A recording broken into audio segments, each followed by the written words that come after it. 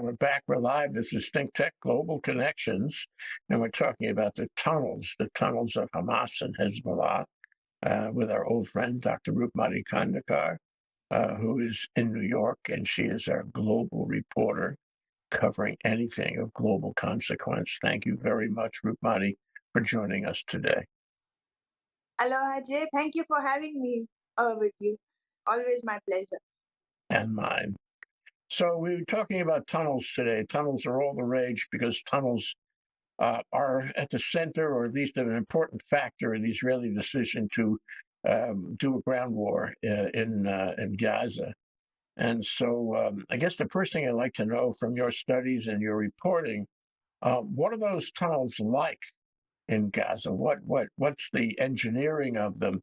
What's the dimensions of them? What is in them? What are the considerations about going into them and attacking Hamas? Correct. Since the October 7th terrorist attack on Israel, retaliation was expected, and Israel did the right thing by not saying that they want to eliminate Palestine or anything. They said they wanted to eliminate Hamas, the terrorist organization responsible for the terrorist attack on Israel. So they're very clear about the aim. Jay, we had spoken about the tunnel network. Now, Gaza has been under land, sea, and air blockade by Israel to vacate, to remove the civilians from the Gaza Strip. Now, as we know, Gaza is one of the most densely populated areas of the world. And to give you an opening idea of the tunnel network, Gaza is around 88 square miles, and 1.5 times the area of Gaza, there is a tunnel network underneath the city. So we understand that all this network is helping Hamas store their ammunition, hide themselves, and present a very formidable underground warfare to a very highly sophisticated technology that Israel has. Now, this underground warfare is presenting a problem, Jay, because literally it is underground. It is not detected by the drones, surveillance area equipment of the Israelis. So, Jay, we can go back to around 2000, and we start with Hezbollah. Hezbollah had made these tunnels to attack Israel in 2018. So they came in and they used these to infiltrate Israel from the Lebanon border. And when in 2018 Israel destroyed them, Hamas had already made, from 2007, they were digging these things with Egypt. And it was used initially as smuggling of arms and ammunition from the Rafah border to Egypt. When Egypt destroyed them in 2010, they realized they could use this exact technology to infiltrate Israel. And we have around, they were used in the October 7th attack. And when they came in, you see, Jay, these are not dug with sophisticated machinery. They are used by simple technology. And it is a network of which is it's a 2.5 feet, height is around 6 feet, and this ranges for miles and miles. If suppose you say it is around 350 miles is the 500, network. 500 kilometers, Yeah, 500 kilometers. That is equivalent to the bigger than 100 miles, bigger square miles, bigger than the London Underground. So can you imagine? They are interconnected. They are highly self-contained tunnels. That means they have enough area to store their missiles, their food. They have secret rooms. They have these strategic points where they can have access to all the Gaza points. And Jay, one smart thing that they have done is that the entry points and exit points, and this is a very important point, because they have made it which enter hospitals, schools, civilian buildings, which can never be targeted by any military of any nation. So they have openings to the tunnels which are in these sensitive points. They have not made it open access. All of them are in civilian areas. And this is the exact reason why Israel is pressing on that the civilians have to evacuate and they want to bomb. Whatever they knew of through intelligence, they have already bombed. And you see them bombing these buildings because they have access points to these tunnels. And North Gaza has more tunnels than the rest of the area. But the network is spread all throughout Gaza. Make no mistake about that. And it is 130 feet below the ground, and the width, like I told you, it's around 2.5 and 6 feet.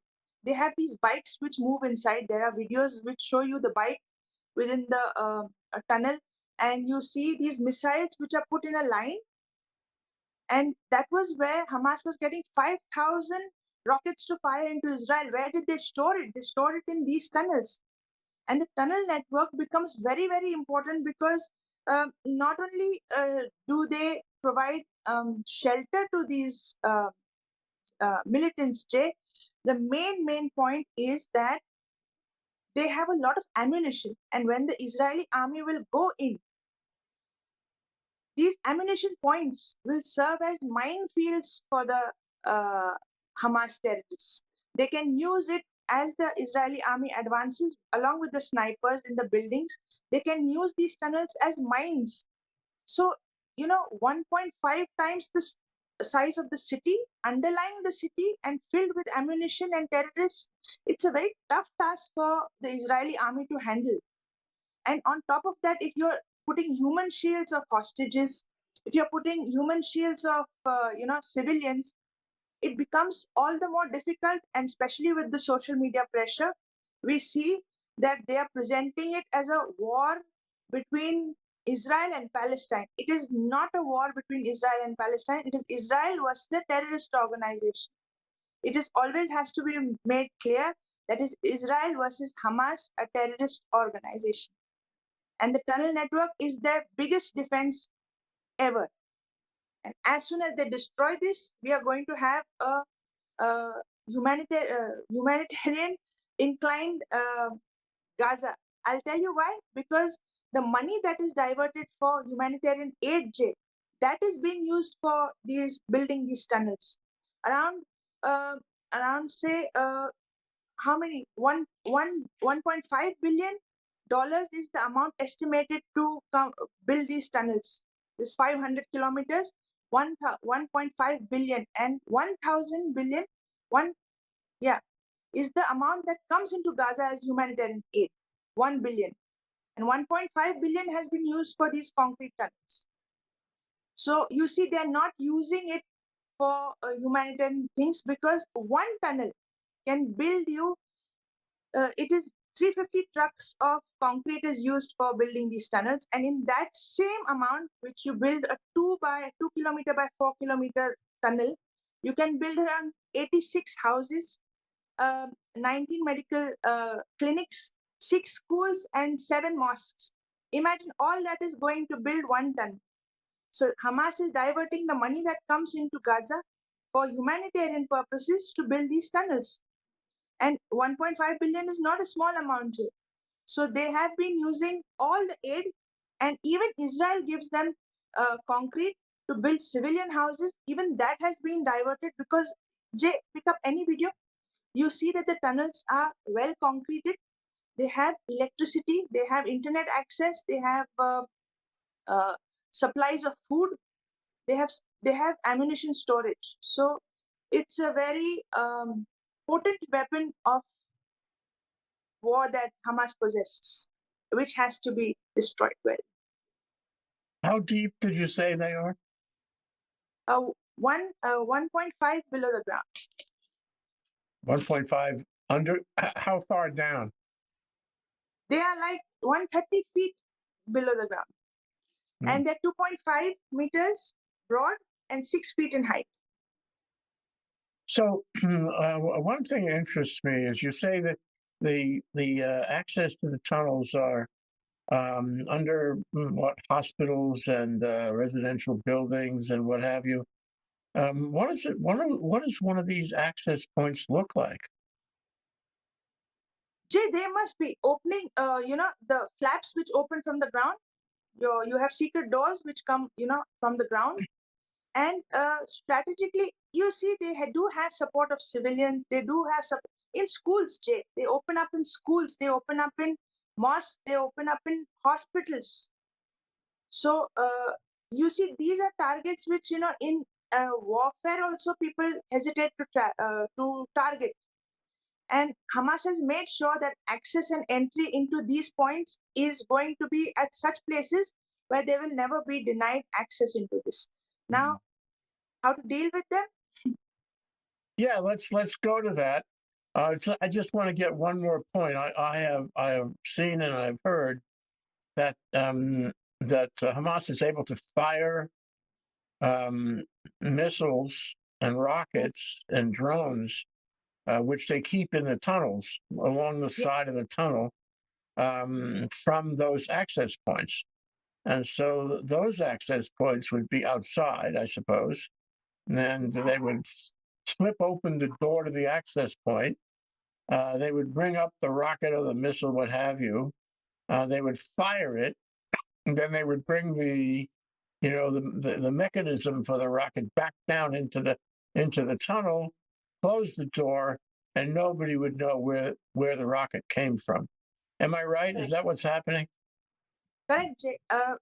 They have like how we have the wiring on the top of the tunnel, on the ceiling of the tunnel. On your arm's length, you'll have missiles lining the entire length and breadth of the tunnel. So that's the kind of ammunition that they hold. And what you said was absolutely right. And one more point, Jay. Hamas knew that when they attack Israel with this terrorist move, they will expect a retaliation. Israel will retaliate, but they have. I feel it's like a trap that they are laying for the army to come in, and they know their capability. That the mind process of the network is like a suicide bomb that they will use the network for. They will have points where they have huge ammunition in small tunnels, and they will use to blow it up. That is a very big danger that the Israeli army is facing. And for that, we have, Jay, um, the surveillance and the civilians have to get out for a complete proper retaliation to be done by the Israeli army.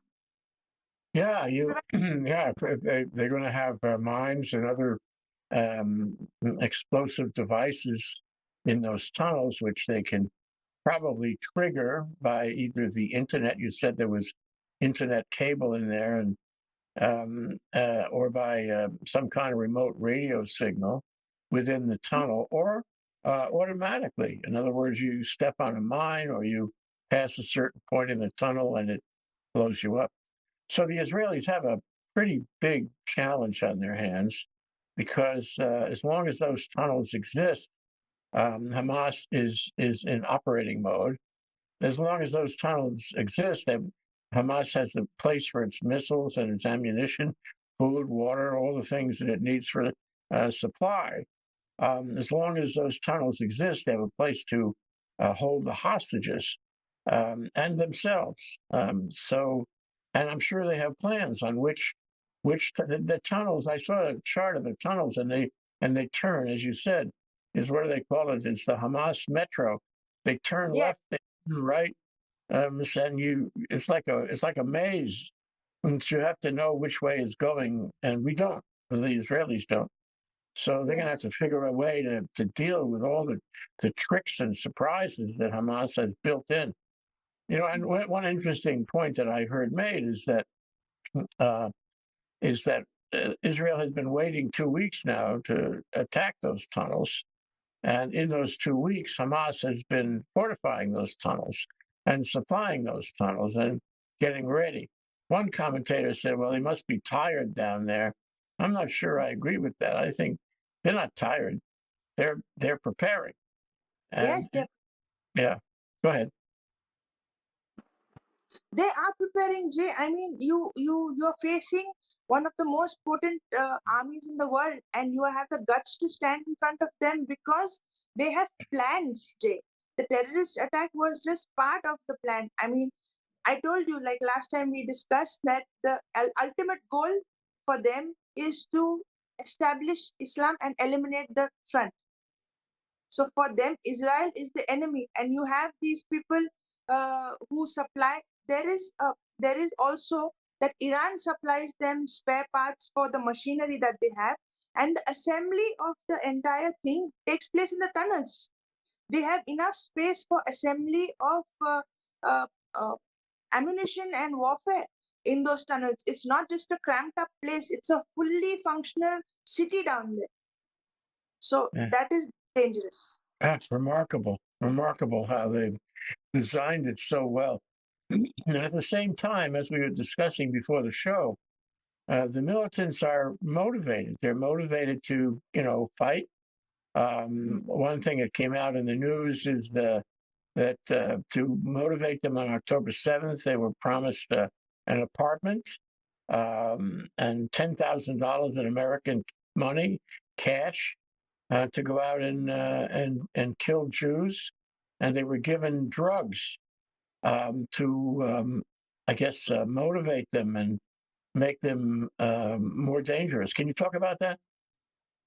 Yeah, they had the Captagon drug, which is manufactured in, I think it was manufactured in Germany, if I'm right.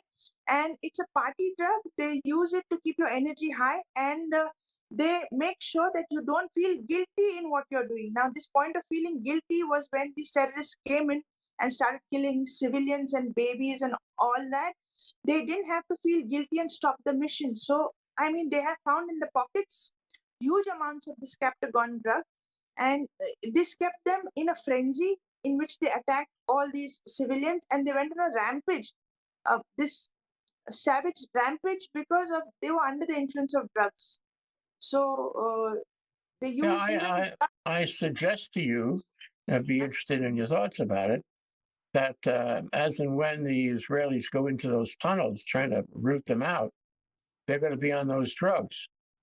And they're going to be suicidal on those drugs. It's like wearing a suicide vest. They won't care about getting killed. They'll be on the drugs. Do you imagine that would happen? exactly, Jay. I mean, it's come down to that low level that not only the Hamas fighters are suicidal, they have even made the networks suicidal. The drone of Iran is a suicidal drone, isn't it? It goes and just bombs itself. So they come down to basically this level. I mean, we when they are ready, I'll tell you, we value life. They bring it down to no life. They don't value their life. So what can be put at stake for them when Yeah. they are at suicide level? We don't know what to do with them. So all this waiting, the points, entry points, stopping of food, water, you come out civilians is why? Because Israel values life more than Hamas. Yes. And Hamas is ready to give up their life. Israel is ready to preserve life. It's a big difference, Jay. Big It's difference. black and white. So let's There's talk no about the second part of our examination of these tunnels. What do we know, or what can we think about? What can we imagine the Israelis can do? I mean, the Israelis have made it clear they're preparing to go into these tunnels. They understand and accept the fact that they were surprised on October 7th, and the plans that Hamas came up with were a surprise. Now, likewise, they feel that they have to have, and they do have, surprises that they will use in going into the tunnels. But what might those be? Yeah, Jay. Unknown territory now coming up, and we don't have an Iron Dome for this. So this is the most sophisticated machinery versus guerrilla warfare. Guerrilla suicidal warfare.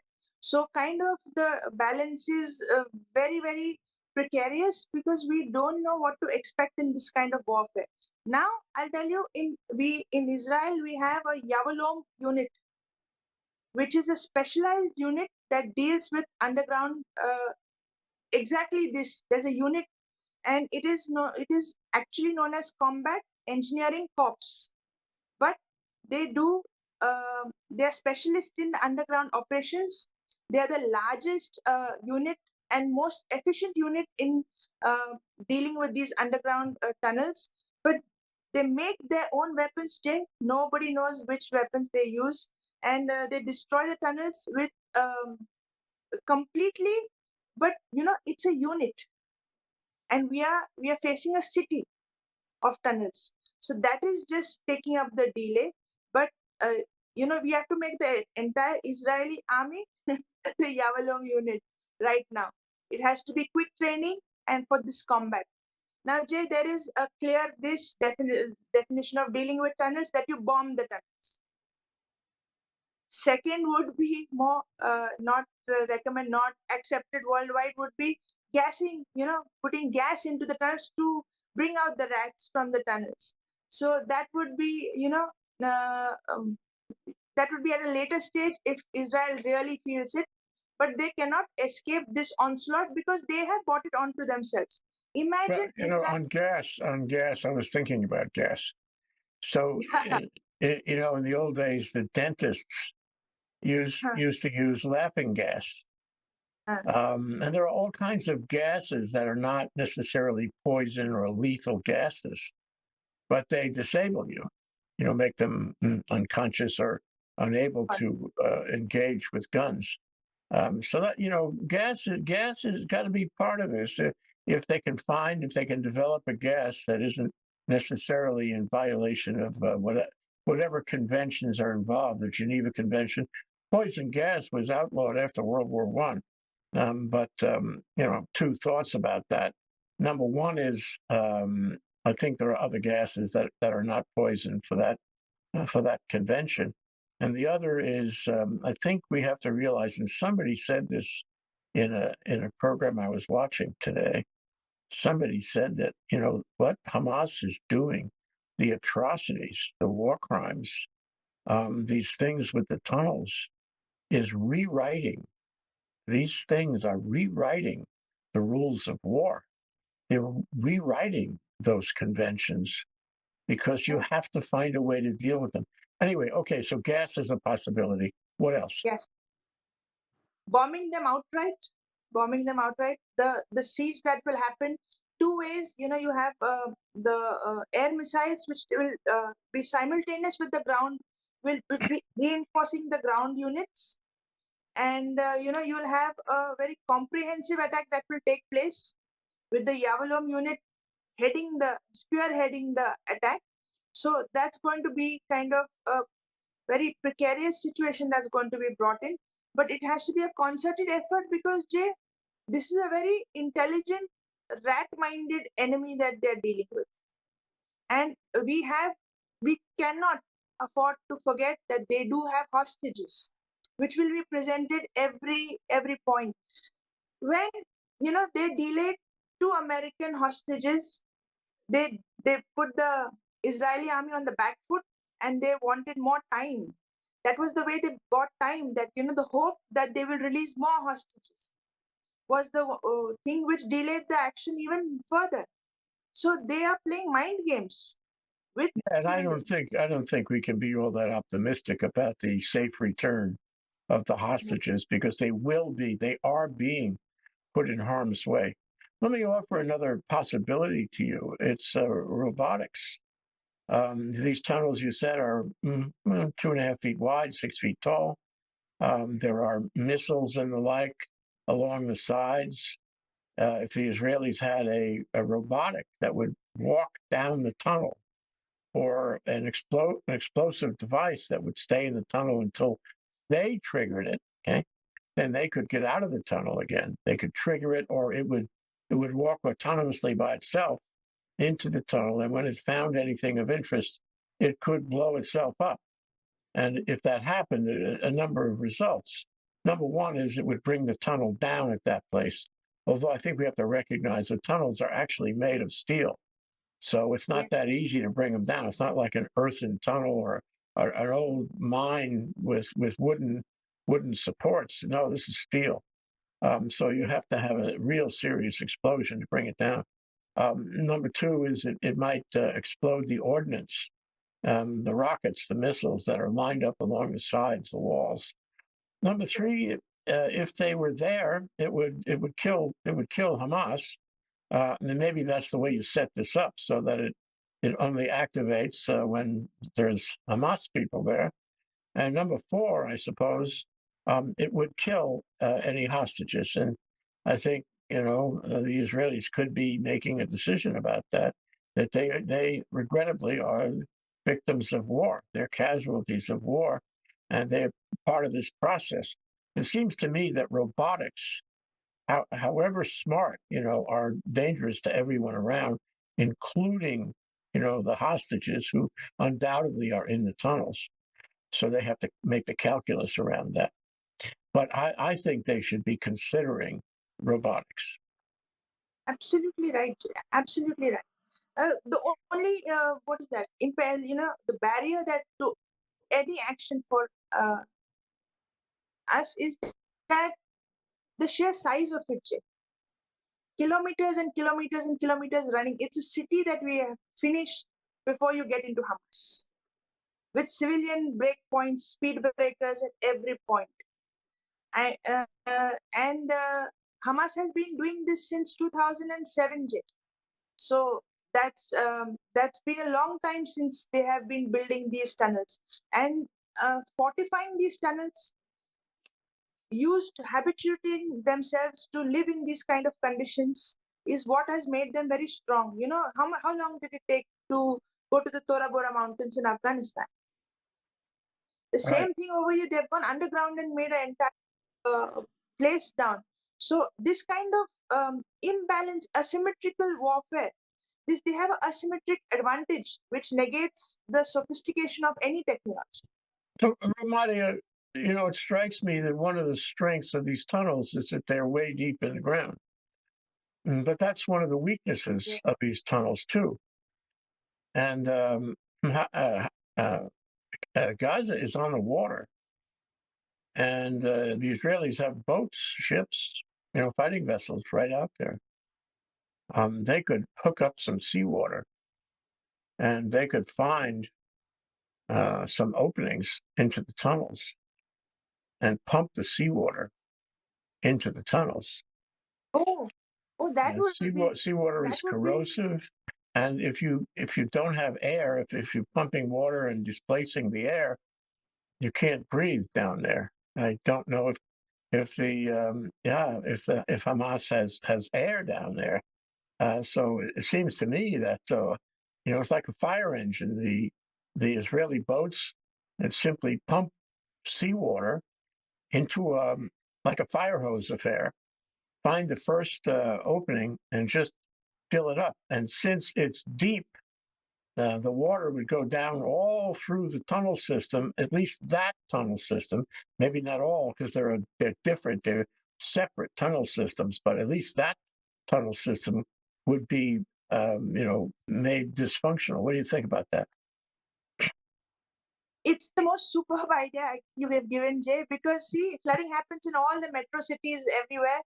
It's not harmful. It's not under any convention. It's not barred by any international organization. It would just make Gaza City an island for some time. It's one of the best. I wish IDF is watching this, so they get this idea from you, because it is most non and there'll be no firepower in the water, isn't it, Jay? I mean, they cannot blow it up. So that would be, I think, most sophisticated answer to the gorilla walk that you have given. Technically, Jay, I'm speechless. I'm really speechless. It's It's like judo in the sense you're oh, using the other fellow's advantage and making it your advantage. yeah, The depth of the true, tunnel becomes your true, advantage. What else we true, got? true, What and else? it's so easy to So easy to do. Like you said, the sea is just next to them, and they have access to the seawater. No problem in that. It would be the best solution possible, I think. Robotics and all, it's a bit overwhelming for technology to take over, but this is, I think, would bring out those people. And Jay, it's a potent enemy because they know what they're doing, and they have a aim. Jay, see, Israel goal is to eliminate Hamas, but Hamas goal is to destroy, and that makes them megalomaniacs. And Jay, we cannot afford to deal with a megalomaniac because one is enough to destroy a city, and you have a gang of organization of megalomaniacs. We have seen that in their the combat. We have seen in the way they treat the Palestine citizens themselves. We have seen how West Bank has washed its hands of Hamas because saying that they are not representative of the Palestine people. There's no unity amongst themselves also, that they present themselves as the true leaders of the Palestine people, and they're stopping civilians from leaving Gaza because on the full onslaught of the Israel army. So I mean, they are cowards also, but they're pretending to be very brave.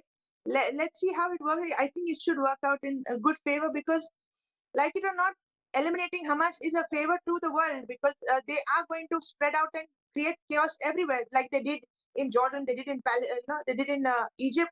Egypt had to blast out their tunnels in 2010. So they are not only bad with Israel; they are bad with everybody that they see, and it's the inherent nature to be terrorists. Yeah, it's their culture. They're from small children. They're trained to hate. That's what they're trained for. So let me Yes, ask you one other tunnel question here. And this is a hard one. Okay, we know there are what did you say? Hundreds of kilometers of tunnels under Gaza, as there are in southern Lebanon. Same thing. Probably the same kind of technology, because in both cases it came from Iran. The funding, the technology, all the techniques of building and arming the tunnels. Anyway, in Gaza, there are 150 kilometers of tunnels. five, Excuse me, five, 500 there. Excuse me, 500 tunnels. 500 kilometers of tunnels. So and they're separate and distinct. They're little systems like the New York subway. You get this group of trains and that group of trains, and they're not necessarily connected except at special places. So that means there are a lot of access points. And yes, the trick for the Israelis to deal with this, whatever methodology they decide to use, whatever surprises they can, cook up in order to deal with all the defensive mechanisms and the surprises that Hamas has built in the tunnels, the Israelis are going to have to find the access points, as you said. And the access points, I mean, I've seen photographs of the access points. It's just big enough for one individual to get through the floor or whatever the access point is, whether it's in a building or in a field or a cemetery, whatever it is. So the access point would be what? No bigger than 2 feet by 2 feet, no bigger than that, probably smaller. And it would have a flap on it and it would be covered with something like a rug or who knows, grass or straw or something, anything. It's hard to find, not necessarily visible. I mean, it's built not to be visible. And all it is a hole in the ground because it goes straight down. These access points have a ladder, and you have to climb down a vertical 90-degree ladder to get to the next level where you can actually walk in the tunnel, and that's a substantial distance and climb. So what kind of technology, what kind of surprises can the Israelis develop to locate the access points? it's critical for them, don't you think? Time is running out because of the social media reactions and the pressure, world pressure of countries on, building on Israel to put up a ceasefire. But the retaliation has to be there. They have to deal with rat holes. So, this kind of finding access points was difficult. So, Israel took the decision of evacuating entire Gaza of uh, the civilians so that they could carpet bomb it, destroy everything, and then they could actually see which are the access points clearly. They cannot, it's not possible for them to have civilians existing over there and, access points being available to these people. So they decided, with the extreme conditions of stopping food, water, electricity to Gaza, saying civilians have to mandatory come out of Gaza because they need to carry out a military operation to eliminate Hamas. It was as clear as that they gave it, because CJ, if we go combing in combing operations and trying to find access points, it will take another 3,500 years. Correct. So I can think of two technologies by which they can identify the access points. One is air pressure. So maybe it's a bomb or some kind of instrument that changes the air pressure in the neighborhood. And if, in other words, the pressure on the cap of that access point would be X, but if there were negative pressure above the cap, then it would open it or it would move it, and somehow the difference in pressure could be measured. That would be a great thing if they knew where the access points were somehow, with some sophisticated way to measure the difference in the tunnel versus the outside. The other thing that comes to mind, and this is really old fashioned, and I'm tripping off what you said a minute ago. It's clear enough that a lot of the Palestinians in Hamas and a lot of the Palestinians in Gaza don't like the Hamas. Hamas have been treated badly. They have stolen their money, stolen their food, water, fuel, and they will continue to do that. So there's a certain amount of resentment, and I think that may be coming out now that Gaza is so destroyed, and some of them may properly resent Hamas for being there and calling all of this down on their heads. So they may be good targets for intelligence. This is the old-fashioned way to find access points, is to find people who will show them to you. And I think that's probably the Israelis' best bet, to find people who are a little, disenchanted with Hamas, and who'll just point it out for me. Just tell me where it is. Okay, then the Israelis will have a head start on dealing with that town. What do you think? Yeah, you remember JB spoke about Moshe Hussein, who was the son of Hamas. He got so fed up with the setup organization. He himself became part of the Israeli setup, and he had a handler, and he could coordinate the intelligence on both sides and, help Israel find a solution. Now, Jay, you have civilians who are now refugees and have to find a place to live. And Hamas is a terrorist organization which has they have used these civilians to such a horrible extent that they have not kept any space for us to Israel allowed them to function. They gave them a chance to function. They had the civilians to construct their houses. And Hamas has risen to this level because Israel, has allowed Gaza to exist and flourish. But if you're going to use it as a vantage point to get a terrorist attack into mainland Israel, that becomes, it becomes target for retaliation. And these people who will be our intelligence check will be such solid intelligence because they are the ones who are conditioned by this kind of retribution and retaliation.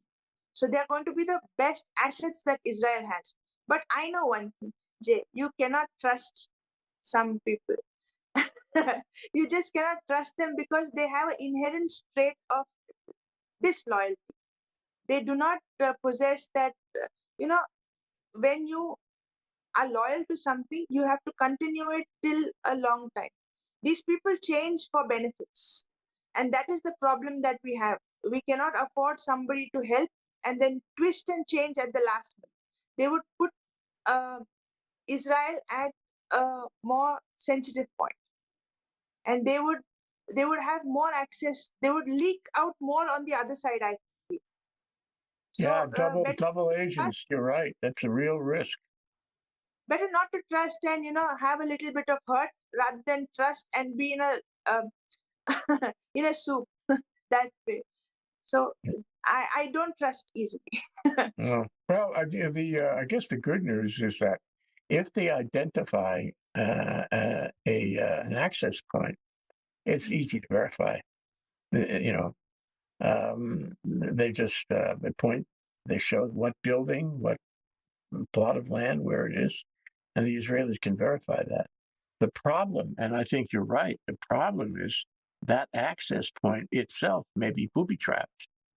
And Yes, so yes, it could be working for both sides and suck the Israelis into a deadly situation.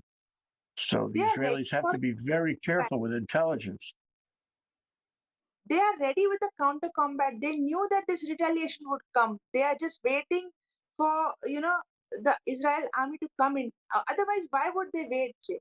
I mean, it's a very a big question to ask. They are waiting in ambush, and that is a big thing of guerrilla warfare, to wait for the enemy to approach you and then show your true potential. That is the fear that we all have, and that is a strategic calculation that has to be taken for the safety of Israel. Okay, we got to go. Rumati Kandakar, our world reporter here on Global Connections, will be back with more. All these things will unfold. Thank you so much, Rumati. One line. Why isn't Gaza running out of rockets? They should run out of rockets. They're running out of water, electricity, food.